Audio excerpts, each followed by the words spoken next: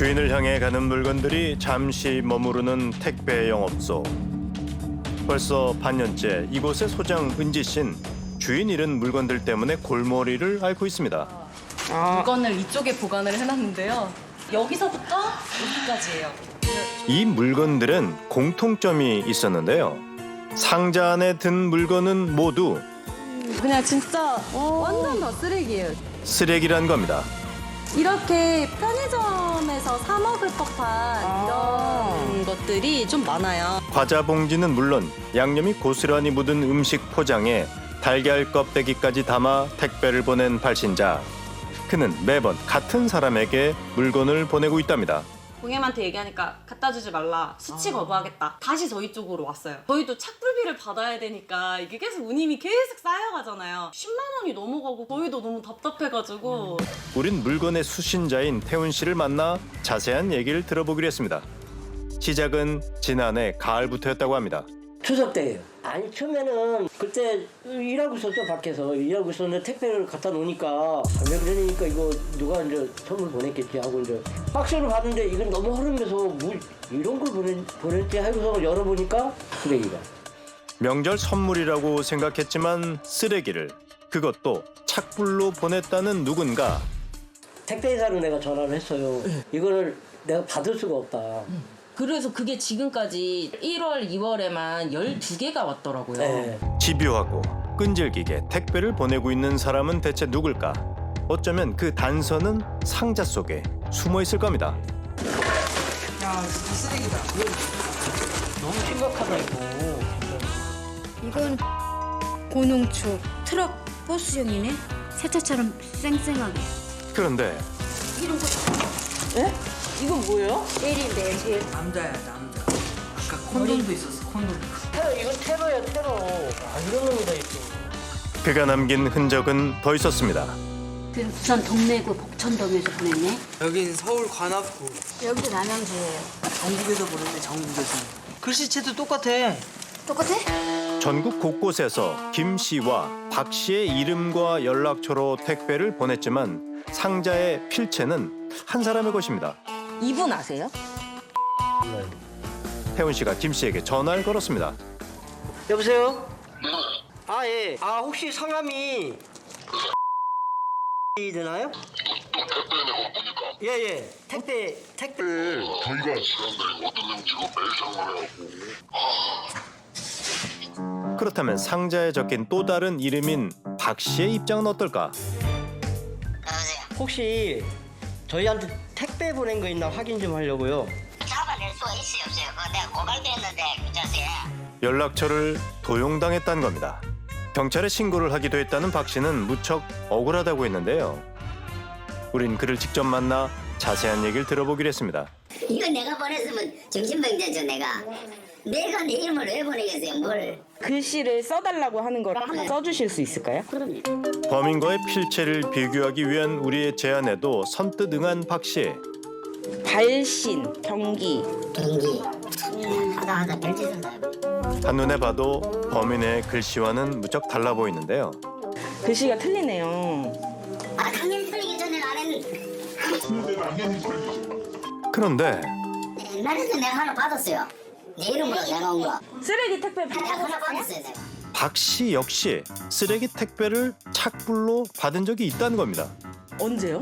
그게 작년인가 재작년인가 됐겠다. 그러고 보니 태훈 씨가 살펴본 택배 중엔 이상한 상자가 하나 있었습니다. 범인은 태훈 씨의 연락처도 도용해 누군가에게 쓰레기 택배를 보내고 있었던 겁니다. 우린 주소지에 적힌 양 씨를 직접 만나봤습니다. 좀 크게 받았잖아요. 더 왔었단 거네. 이미 2번이나 태훈 씨에게 쓰레기 택배를 받았다는 양 씨. 필체를 한번 좀 확인해 볼 수 있을까요? 네네네. 발신 한 번만 더 써. 필체.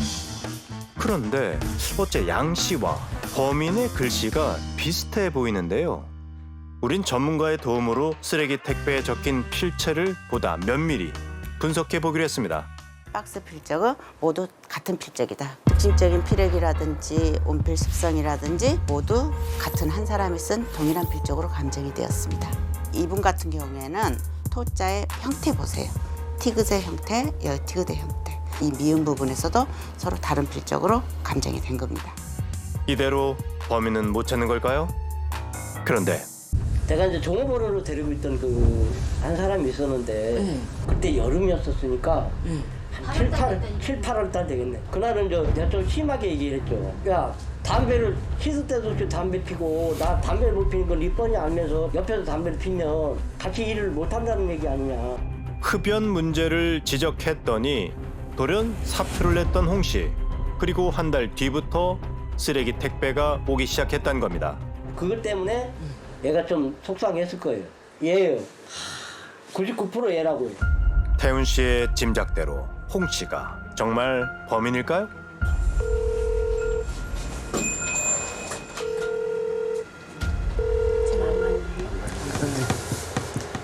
고객이 전화를 받지 않아. 어쩐 일인지 태훈 씨의 전화를 받지 않는 홍 씨. 내가 전화하고 있다 그러나? 전화. 그때 전화가 걸려옵니다. 여보세요? 나다. 누구신데요? 아, 너 일했던데. 예, 안녕하세요. 난 누군가인데, 사장님이시구나. 제가 차가 없으니까, 이쪽으로 오셔도 되고. 만나자는 태훈 씨의 갑작스러운 연락에도 흔쾌히 응한 홍 씨. 오랜만이다. 예, 오랜만입니다. 잘 지냈어요? 예상과 달리 살갑게 인사를 건네오는 홍 씨. 태훈 씨는 그에게 조심스레 얘기를 꺼내봅니다. 사실은 쓰레기 택배가 계속 오는 거야. 쓰레기 택배가. 쓰레기 택배. 담배를 물고 일을 하니까 내가 이제 성질을 냈잖아. 그러니까 이제 그런 점이 또 안 좋게 들었나 이런 생각을 했지. 나 주지도 몰라요, 거기. 뭐 쓰레기 값이 얼마나 한다고. 그것 때문에 뭐 관둔 건 아니에요. 저는 단지 그냥 어렵고 크게 뭐 힘쓰고 뭐 그런 일은 좀 안 해봤으니까. 우린 홍 씨의 글씨체도 확인해 봤는데요. 아무리 봐도 홍 씨는 범인이 아닌 듯합니다. 이걸로 찾아가 보시면 안 돼요? 여기가 여기 공장 주소. 우리 그거야. 또다시 범인의 정체는 미궁에 빠졌습니다. 이렇게 포기할 순 없습니다. 우린 다시 한번 상자에 남은 흔적을 살펴보기로 했는데요. 물건들은 공통점이 더 있었습니다. 범인이 편의점 택배를 이용했다는 점입니다.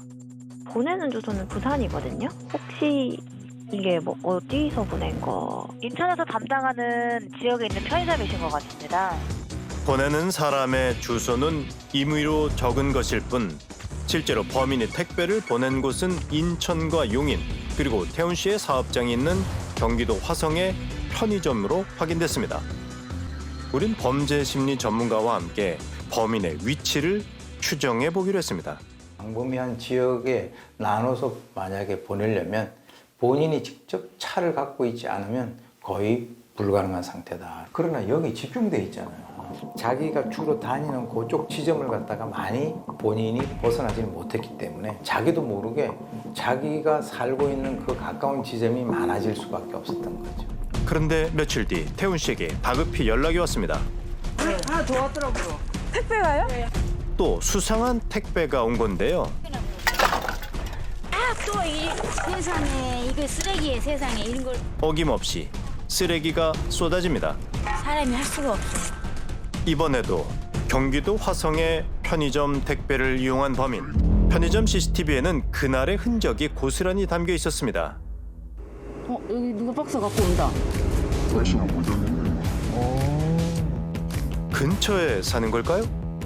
맨발에 슬리퍼를 신고 편의점을 찾은 이 남자.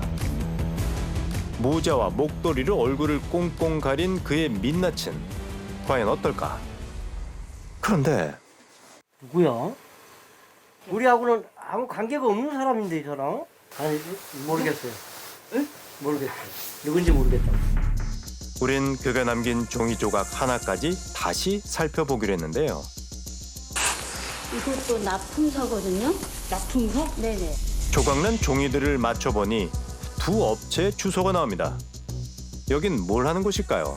인수증은 송장은 현장으로 가고요. 인수증 기사가 가지고 있는 거예요. 이건 그럼 기사분이 가지고 있는 거예요? 네. 두 회사에선 모두 5톤 트럭 운전기사인 최 씨에게 납품을 의뢰한 적이 있었는데요. 그렇다면 최 씨는 쓰레기 택배와 어떤 관련이 있을까? 그런데 맞지, 저 사람. 5톤 트럭에서 내린 최 씨의 목도리와 얼굴이 어딘가 낯익습니다.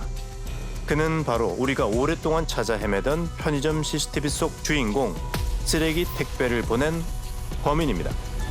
추적 끝에 어렵게 만난 최 씨의 얘기를 들어봐야겠습니다. 안녕하세요. 그 되세요? 네. 택배 안에 쓰레기가 좀 담겨서 계속 받고 계신 분이 계시다고. 무슨 말인지 모르겠는데. 또 택배를 보낸 일이 없는데. 택배를 보낸 적이 없으시다고요? 혹시 그 아세요? 글쎄요. 처음 듣는 일인데.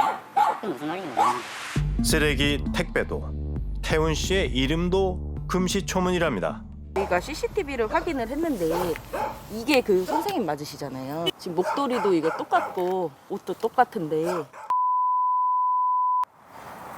그거네. 이게 나오네. 5월달인데요. 저희가 물건을 내보고 배송해달래요. 세월이 지나서 보니까 입금 기록은 없고 연락을 했거든요. 하니까 그냥 그런 일 없어. 발뺌을 해요. CCTV를 보여주자 그제야 진실을 들려주는 최 씨.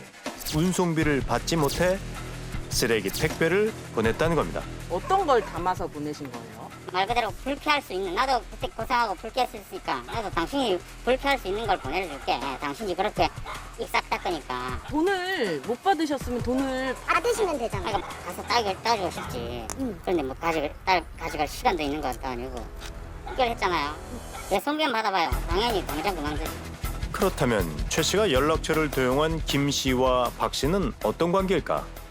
다른 두 분, 그분들도 그 쓰레기를 받아봤더라고요. 아마 그것도 아마 옛날에 안 줬을 겁니다. 아마 그럴 겁니다. 제가 죄 없는 사람에게 그런 이상한 짓을 한다면 저는 말 그대로 미친놈이죠. 나도 시간 내서 이러기 싫죠, 솔직히. 굳이 만나기 싫고 볼 필요도 없고 입금만 하면은 어차피 종결은 되니까 따로 할 말은 없습니다. 모든 게 돈 때문이라는 최 씨. 우린 태훈 씨 가족에게 쓰레기 택배 테러범의 정체를 알렸는데요. 근데 그게 얼마래요? 12만 1,000원. 남자의 흔적을 확인하는 태훈 씨의 가족. 그런데 찾았다. 5월 1일. 운송료를 11만 원 받은 거죠. 그리고 이것도 여기서 적었으면 확실하게 준 거예요, 이거. 최 씨의 주장과 달리 운송비가 모두 지급된 상태라는 겁니다. 여기 11만 원. 네. 입금됐단 말이야. 이렇게 내가 12만 원 썼구만. 아무 잘못 없이 6개월 넘게 불안에 시달린 태훈 씨는 결국 경찰에 신고를 했는데요. 이런 딸에 먹은 거예요. 처벌은 어떻게 되나요? 이런 게 스토킹이 꼭 사람을 안 쫓아다녀도 물건을 들고 가는 게 지속적 반복적으로 반복되면 스토킹 처벌법으로 될 수도 있거든요. 우린 최 씨를 다시 만나 태훈 씨의 입장을 전달했습니다. 그 당시 지출 내역 지출 장부거든요. 저에게 기록이 없으니까. 근데 선생님 혹시 뭐 헷갈리시었어요? 아니, 쌍거는 됐겠습니다. 여전히 완강한 태도를 보이는 최 씨. 하지만 물건을 지속적으로 이렇게 보내는 행위가 법적으로 처벌을 받을 수가 있어요. 지금 이거를 지금 신고를 하려고 하고 계신데 사과를 하면 받아주겠다라고 하는 상황이세요. 그쪽에 가서 하실 의향은 있으세요? 근데 그래서 지금 시간이 되는지. 자신의 행위가 범죄 행위라는 말에 최 씨는 진심 어린 사과를 약속했는데요. 며칠 뒤 정장을 갖춰 입은 최 씨가 태훈 씨의 회사를 찾았습니다. 돈을 못 받으셨다고. 네, 5월달에 했는데 이거를 배송했는데 입금이 안 되더라고요. 그래서 그렇다고 이렇게 쓰레기를 보내시면은 전화도 해봤는데 그때는 내가 현금으로 지급을 했다고요, 지금. 지출 장부가 있어요. 그래서 그 장부에다가 다 적어놓기 때문에 기록이 남거든요. 막상 얼굴을 보고 얘기를 하다 보니 쌓였던 감정도 풀리는 듯한데요. 제가 현찰 일일이 기록을 해서 했는데 정말 죄송하고 오해가 이렇게 풀려가지고 저도 막 마음도 편하고 이제 마음 놔도 되죠? 저희도 이제 마음 풀고 이제 편안하게 지낼게요. 무서워가지고 힘들었거든요. 정신적으로. 네, 정말 죄송했고 감사합니다. 오해에서 비롯된 자신의 행동을 사과하고 떠난 최 씨. 전문가는 그의 행동에 주목할 만한 점이 있다고 합니다. 그러니까 이제 이 사람은 놀이예요. 마치 유령같이 그 사람들 사이에 스며들어서 A라고 하는 사람을 시켜서 B를 골탕 먹이고 B를 시켜서 C를 골탕 먹이고 하는 자기 나름대로의 그 게임에 있어서 주도권을 쥐고 지금까지 시간을 보내왔다는 거죠. 저 사람은 내가 그렇게 보냈으니까 골탕 먹었을 거야. 이런 나름대로의 어떤 존재가. 처음엔 앙심으로 시작했지만 나중엔 멈출 수 없는 고약한 장난으로 이어졌다는데요. 이제라도 그가 꼭 알았으면 좋겠습니다. 익명에 숨어 누군가를 집요하게 괴롭히는 건 고약한 장난이 아닌 명백한 범죄라는 것을. 그리고 택배를 받을 땐 두려움이 아닌 설레임을 느껴야 한다는 걸 말입니다.